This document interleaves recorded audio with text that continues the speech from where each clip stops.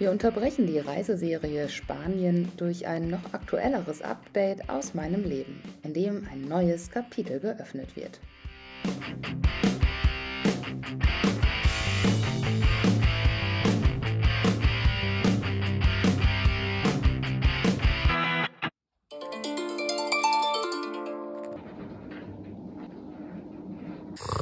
Oh Mann, lass mich jetzt das Video machen. Samstagmorgen, 6:30 in Deutschland. Wir werden jetzt aufstehen, uns ein Käffchen trinken, Zähne putzen und ein bisschen aufhübschen. Und dann geht es heute, wir haben echt was vor. Über 650 Kilometer durch Deutschland, Motorrad fahren. Los geht's. Heute mal ein bisschen mehr Make-up. Irgendwie habe ich Bock drauf. Ich weiß, ihr braucht das alle nicht. Ihr findet das alles auch so ganz gut. Ist auch cool, finde ich auch mal. Aber das habe ich halt immer. Deswegen für so Special Events, und heute ist eins, dann gerne mal ein bisschen mit Farbe. Colore. Jetzt machen wir etwas, was wir noch nie gemacht haben. Ich gehe bei Julian hinten aufs Motorrad und fahre dort mit, weil wir jetzt erstmal ein Motorrad abholen. Und so fahren wir hier von der Nähe von Münster los. Es geht 1,5 Stunden nach Düsseldorf. Da steht das gute Stück nämlich, ja. Und ich hasse es eigentlich, hinten drauf mitzufahren. Also ich habe das, seit ich meinen Motorradführerschein gemacht habe. Und ich habe ihn genau deswegen gemacht, damit ich nicht mehr hinten drauf mitfahren muss bei irgendwem. Ich hasse es. So Kontrolle abgeben und so ist nicht mein Ding. Naja, öfter mal was Neues, Freunde. Wir sind bereit und sind vor. Das macht immer vorm Fahren. Das stimmt überhaupt nicht. Alter, dein Arsch ist sowas von dreckig. 1, 2, 3. Okay, oh Mann, ich halte mich jetzt ganz doll fest. Wo ist hier die Raste? Mann, ich finde diese... Jetzt hat sich die Raste schon wieder eingeklappt. Okay, los geht's. Ich hoffe, dass wir hier heile ankommen. Leute, alles für das neue Motorrad.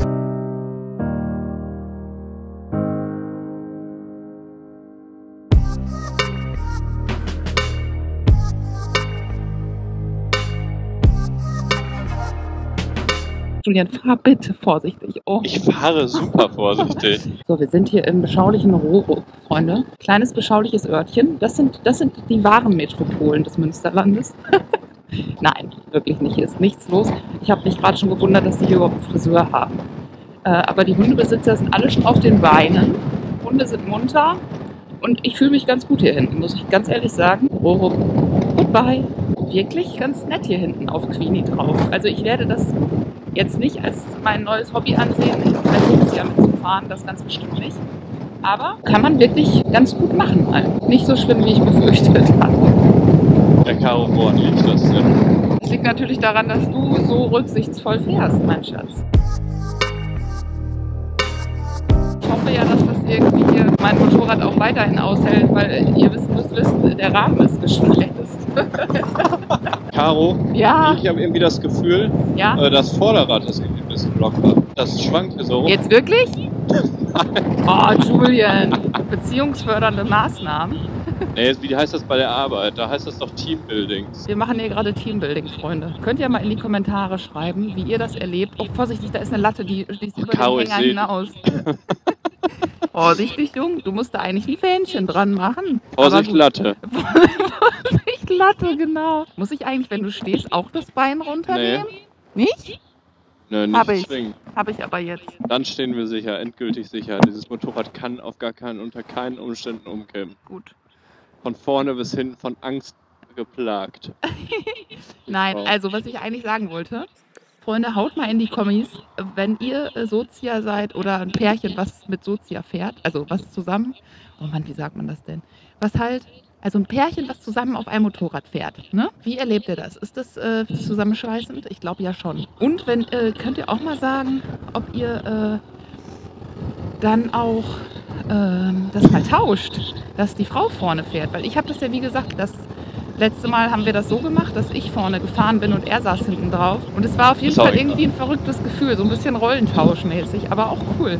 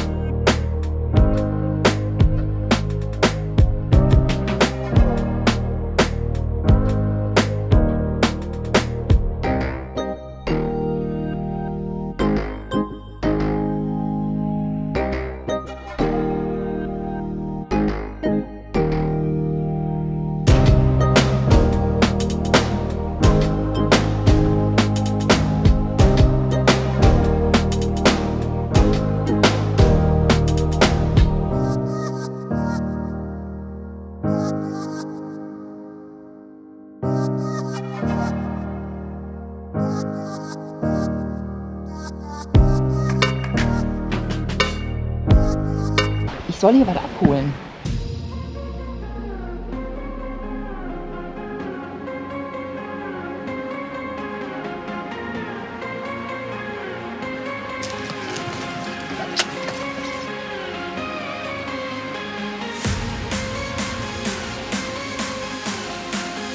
Ein Kilometer ist die bis jetzt gefahren. Ein niegelnagelneues Fahrzeug mit DCT-Getriebe. Wollen wir mal schauen, wie sich das anfühlt. Ich glaube, mir wird was fehlen, aber gut. Wir werden sehen, bis Frankfurt kriege ich das ja wohl irgendwie unfallfrei hin. Also die sieht jetzt schon irgendwie mit den Koffern gleich ganz anders aus, ne? Neue Reifen, auch schön aufpassen, ne? Nicht so Gas geben. Was sagst du dazu? Bestimmt spannend mit der Automatik da. Das würde mich eigentlich auch mal interessieren. Das habe ich ja noch nie gesehen. Wie cool. Ein Tattoo für die Felge. So, dann wollen wir mal hier. Die ist echt sehr, sehr niedrig, also sehr angenehm. Auch ganz komisch, hier fehlt was. So, das heißt, ich drücke hier einmal auf Enter, dann geht das irgendwie schneller. Wir haben N drin, das heißt Leerlauf. Dann drücke ich mal hier auf das D. Achso, ich sollte sie erst anmachen. Jetzt drücke ich das D und ich gehe so ein bisschen mal am Gas hier. Ich fahre mal hier um die Ecke. Kann man hier fahren? Ja, hier komme ich irgendwo raus. Man soll halt sonst den D-Knopf nochmal drücken und dann ist man im S. Und dementsprechend ist da ein bisschen mehr Schub drin. Ja, Freunde, wir haben jetzt hier gerade eine kleine Einweisung bekommen. Ich bin noch nie so ein neues Motorrad gefahren. Krass, Mann. Ich wollte euch mal ganz kurz erzählen. Ich bin echt, glaube ich, gestern auf TikTok ein kleines bisschen viral gegangen. Ich habe einfach nur richtig lame 2 Instagram-Stories habe ich einfach hintereinander gehangen und bei TikTok hochgeladen. Und innerhalb von einer Stunde hatte das Ding 200.000 Aufrufe. 2 Sachen. Die erste ist, ein neues Video ist online, Offroad durch Spanien auf dem Trans-Euro-Trail. Und die zweite Sache betrifft Samstag. Ich weiß ja nicht, was du da so vorhast, aber vielleicht sehen wir uns. Und zwar in Erlensee auf dem Honda Motorradtag. Das ist ein Event vom Honda Center Frankfurt in Kooperation mit Honda Deutschland. Und da könnt ihr eine Menge coole Sachen machen. Also Schräglagentraining, Motorräder fahren, Rennfahrer von Honda treffen, der Medes ist da. Ein Reisevortrag gibt es von Wetzlos Weltwärts. Nach kürzester Zeit, nach 2 Minuten, hatte das einfach 150.000. Ja, das war wirklich super krass. Und die Leute haben da drunter geschrieben, so, warum? Ich so, ja, keine Ahnung, weiß ich auch nicht, was TikTok hier macht. So kann es gehen, Leute. Los geht die Fahrt. Ab nach Frankfurt. Okay, los geht's. Was sagst du? Ich dachte, ist das ein Koffer, ey? Ja, 3 insgesamt. Ich finde Alu schon schick. Also man merkt so ein bisschen und hört auch so ein bisschen dieses leichte Klacken, wenn der einen anderen Gang einlegt. Ich blinke immer noch, man kennt sie. Boah, das ist voll das entspannte Fahren. Okay, Freunde, ich verstehe euch, die ECCT-Fahrt. Es ist... Oh, was? Sie jetzt direkt so, ach so, ja, ist ja doch geil.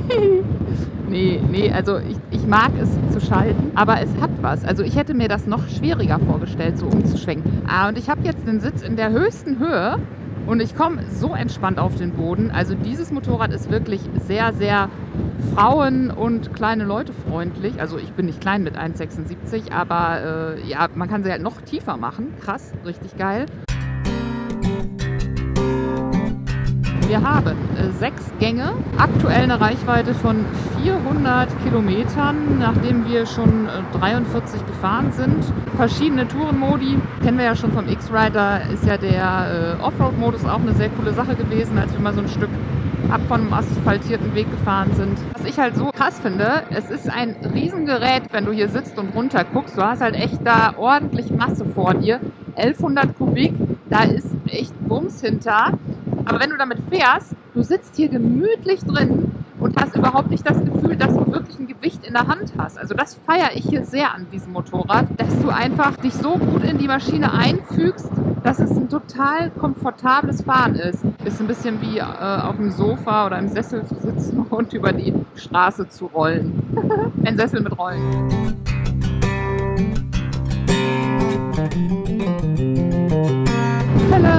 Ja, Köln. Habe ich ein paar Jahre gelebt und es sehr geliebt. Ein tolles Völkchen, die Kölner. Ich habe mich da sofort wohlgefühlt, bin da alleine auf so ein Stadtfest gegangen, habe direkt so viele Leute kennengelernt.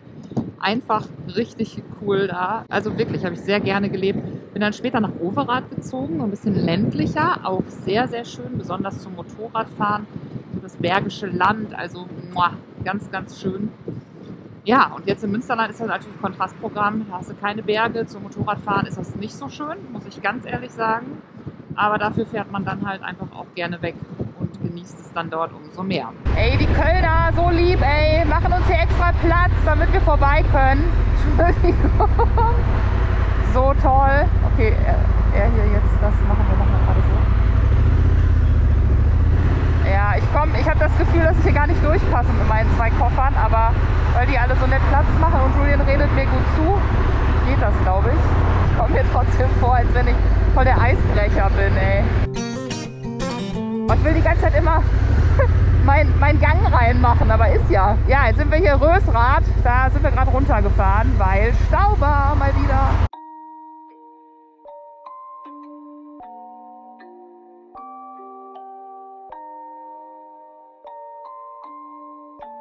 Rage on that beat, going crazy.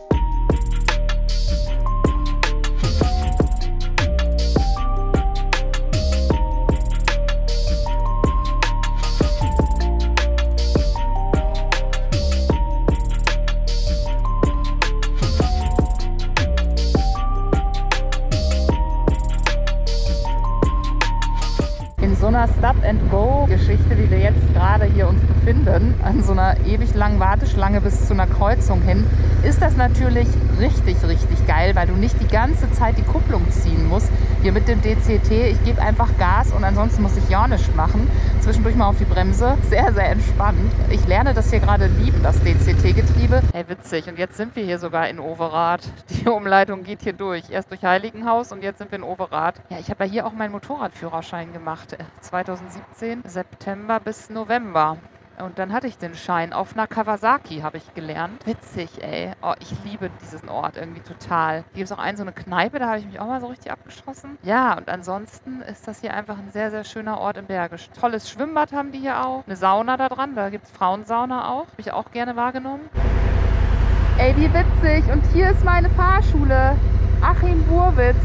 Da habe ich gelernt, Freunde. Da stand ich hier mit der Kawasaki auf dem Bürgersteig, ging's los, ey. Cool. Alter.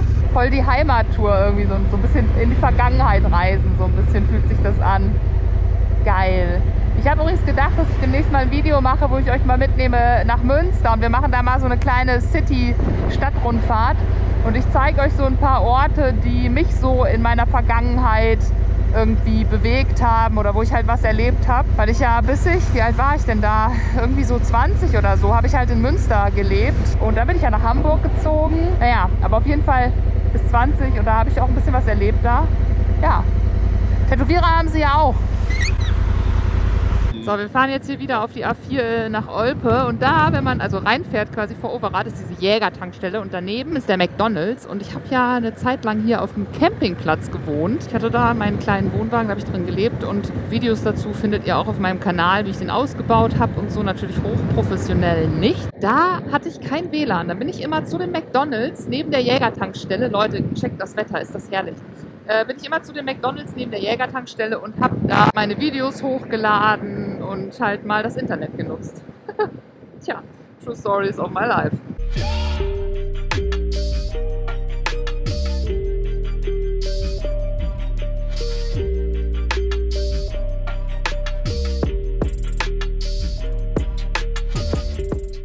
Das ist die Africa Twin Adventure Sports aus dem Jahr 2024 mit einem Tankvolumen von 24 Litern und einem 19 Zoll Vorderrad.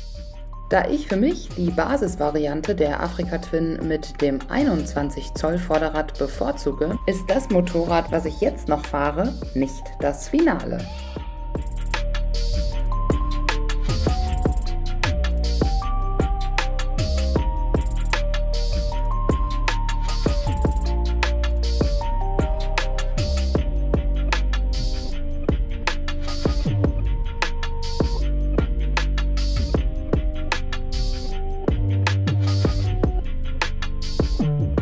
Wir hier in Siegen mittlerweile. 150 Kilometer haben wir noch vor uns. Und die Sonne spielt sowas von mit. Herrlich. Nachdem gestern gefühlt die Welt untergegangen ist, ist das jetzt hier gerade echt eine Wohltat.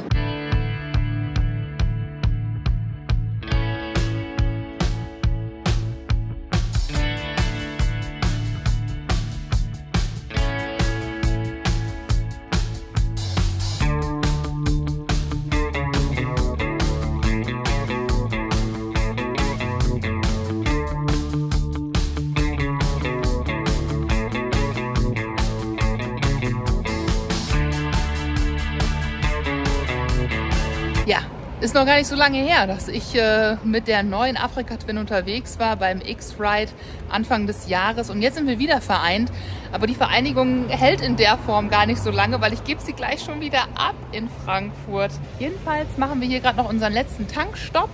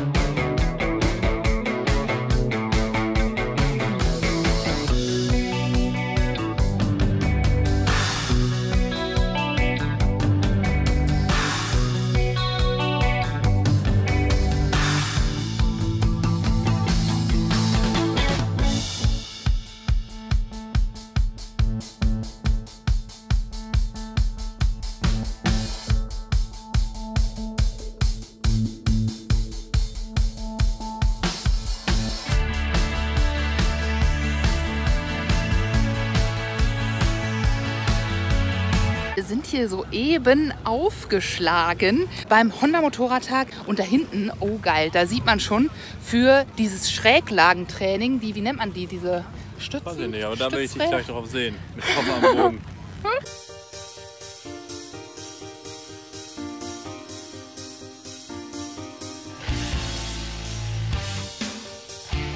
Ja, wir sind hier auf dem Honda Motorradtag, wie man schwer erkennen und vor allem hören kann. Also nein, gar nicht schwer. Es ist alles voll mit Motorrädern und das meiste davon sind auch wirklich Honda-Modelle von den Leuten, die hier heute zu Besuch sind. Hi Christopher! Ja, hi Caro. Ich arbeite für Honda, ich habe das Vergnügen. In Frankfurt haben wir die Niederlassung, das ist das Honda Center. Und da haben wir auch von Honda Deutschland oben drüber unsere Büros. Wo wir hier jetzt sind, ist die Akademie, einer eigenen kleinen Nordschleife, wo also auch zur Produktneuanführungen da kleinere Tests gefahren werden, bevor es dann raus auf die Straße geht. Hier sind wir in der Honda Akademie, in den Räumlichkeiten, die Halle, wo man reinkommt. Es ist groß, es ist sauber und es quietscht. Oben sind überall Büros bzw. auch eine Kantine. Drüben haben wir ein großes Plenum, wo Tagungen, Schulungen und Reisevorträge stattfinden, wie der von Wetzlos Weltwärts. Das Küstenbild Mosambiks ist ja wirklich überragend. Dann kannst du den Treibstoff in Afrika meistens nicht fahren. Da brauchst du eine gewisse Klopffestigkeit und das hast du bei den Maschinen nicht, weil das ist ja quasi ein Motocross-Motor, der einst 45 PS hatte, auf 23 PS runtergebrochen. Und natürlich geht es nicht gleich kaputt, nur weil du mal schlechten Sprit reinfüllst. Wetzlos Weltwärts, Joshua und Joanna. 2 Jahre waren wir unterwegs mit den kleinen Bikes. Die haben jetzt beide über 100.000 Kilometer runter. Das war 2020 bis 2022, also auch während Corona. Aber wir haben es gemeistert. Ja, leise, man hört noch nichts. Was war so das Prägnanteste, was ihr so erlebt habt? Gibt es da so 1, 2 Erlebnisse, wo du sagen würdest, boah, das werde ich nie vergessen? Ja, wir haben dort Abenteuer erlebt. Also Abenteuer ist ja, wenn was schief geht, wenn es scheiße läuft. Weil alles andere ist ja planbar und dann dadurch relativ langweilig, dass alles gut geht. Und wenn es mies läuft, dann erkennst du, auf welche Menschen du wirklich zählen kannst. Und da waren wir wirklich eingesperrt zwischen einem Bürgerkrieg in Äthiopien, Covid-Restriktionen in Ägypten und 2 gescheiterten Staaten, Somalia und die Zentralafrikanische Republik. Also wir konnten nicht weiter, nicht zurück und waren aufgeschmissen. Da kam eine sudanesische Familie und hat uns förmlich adoptiert, also aufgenommen, eingeladen in ihr Haus, uns verpflegt, uns unterstützt und uns geholfen, mit dem Flugzeug außer Landes zu reisen, bevor was schief geht. Und die haben unseren Traum der Weltreise eigentlich erst möglich gemacht. Ohne diese völlig fremden Menschen hätten wir nie was zu erzählen gehabt. So, und wir sind so zusammengewachsen, dass wir das auch nie wieder vergessen werden. So, die Queenie stand hier fälschlicherweise immer auf der Fläche von den ganzen Motorrädern, mit denen man hier Probefahrten machen konnte. Genau, da hinten sind die Clubs. Hier der Honda Goldwing Club. Also hier sind verschiedene Clubs, aber der Honda Goldwing Club ist hier, sag ich mal, der am breitest vertretenste mit vielen Modellen. Nein, Freunde, habt ihr das schon mal gesehen? Ein Scheibenwischer. Das brauche ich vielleicht auch an der Afrika Twin. Das ist ein Sessel.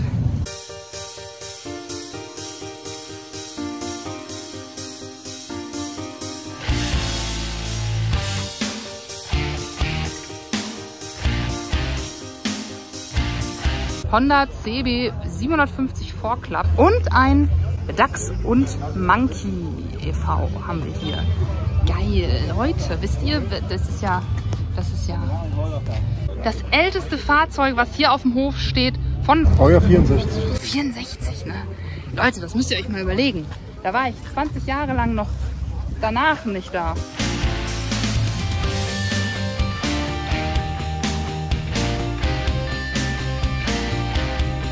Sieht super aus. Wollen wir dich mal auf der kleinen fotografieren? Sehr cool. Auf unbedingt, unbedingt. Boah, ist wendig auf jeden Fall. Darf man damit mal so rollen? Bitte rollen, ja.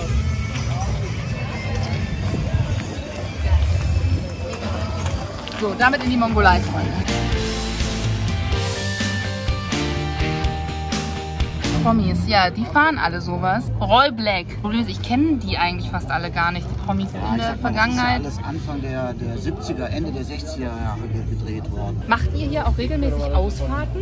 Also hier nicht, aber es gibt, der Club ist bundesweit aktiv und es gibt immer wieder örtliche Vereinigungen, die Ausfahrten machen. Ja. Aktuell zum Beispiel auf der Schwäbischen Alb ist heute gerade ein Dachs und Monkey Treffen. Ah, okay. Und da sind sie fleißig am Fahren. Hast du Jens Cook persönlich schon mal getroffen bei so einem... Jens wen? Cook?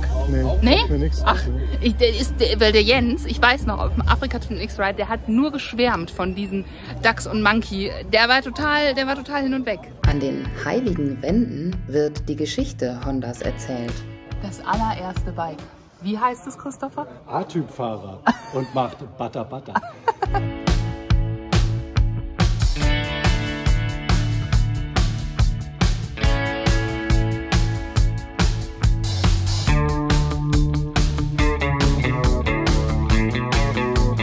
Das sind so Sachen, da steckt einfach irgendwie ein Herz drin, eine Seele. Ah, hier ist noch ein richtiges, so ein Fahrtenbuch. So, cool. Wie viele Kilometer hat die wohl schon runter? 0 Kilometer. Wahrscheinlich könnte man die jetzt noch nehmen und damit bis nach Russland fahren und noch weiter.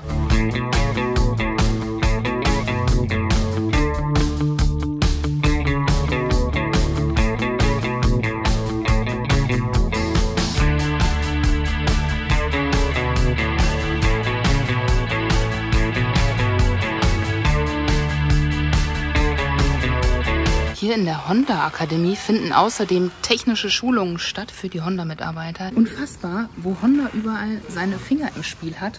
Nicht nur Autos und Motorräder, auch Schneefräser und Energiegewinnungsanlagen. Es ist unfassbar. Darauf erstmal eine Schorle. Prost, Freunde!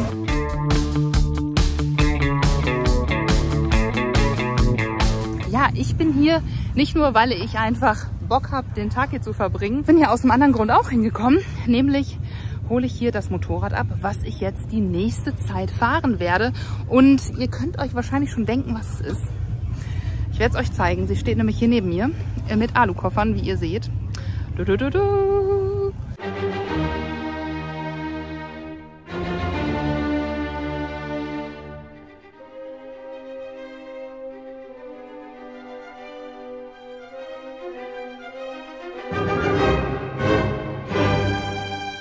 Eine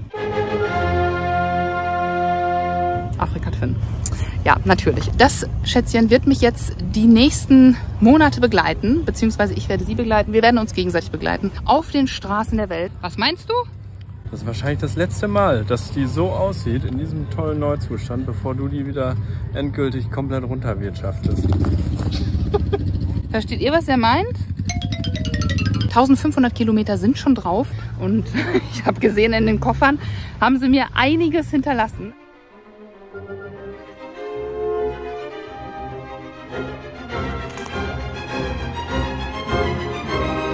Ich bin sehr gespannt, da jetzt drauf zu steigen. Die hat das 21 Zoll Vorderrad. Da sind die Enduro-Reifen von Heidenau drauf. Mal gucken, wie lange die halten. Mit dem Scout K60 fahre ich ja echt immer über 10.000, locker über 10.000 Kilometer. Ist mit einem Schaltgetriebe, kein DCT, sondern ein ganz normales Schaltgetriebe. Das war mir wichtig. Dieses Motorrad werde ich also in Zukunft auf meine Reisen mitnehmen. Und ich bin total gespannt, wie das ist im Vergleich zu der RD07. Vor uns liegen jetzt 300 Kilometer Rückfahrt. Tschüss! Sie bleibt jetzt hier und ich fahre mit der anderen weiter.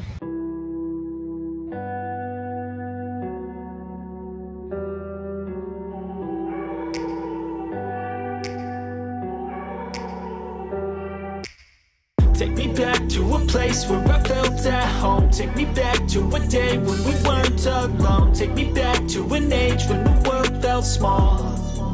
Way back before we blew it all. Take me back to a place where I felt at home. Take me back to a day when we weren't alone. Take me back to an age when the world felt small. Way back before we blew it all. Too many things going on. I can't keep track of them all. So willkommen geheißen zu werden in der Honda-Familie ist wirklich ein tolles Erlebnis und ein neues Kapitel in meinem Leben. Danke an euch, Community, Zuschauer und Kommentarschreiber, die ihr mich immer so supportet. Ihr habt das alles möglich gemacht. Naja, das ist aber auch wirklich das letzte Video, Freunde. Mein Kopf ist komplett voll und mein Mund ist irgendwie leer, deswegen sage ich jetzt nichts mehr. Nee, es war anstrengend. Über 700 Kilometer heute gefahren, plus das Event noch. Das kriegt man, wenn man so früh morgens fährt, gar nicht so mit. Einfach bis zum nächsten Video. Schön, dass ihr wieder mit dabei wart. Und ich freue mich mega auf die nächsten Touren mit der neuen Afrika Twin.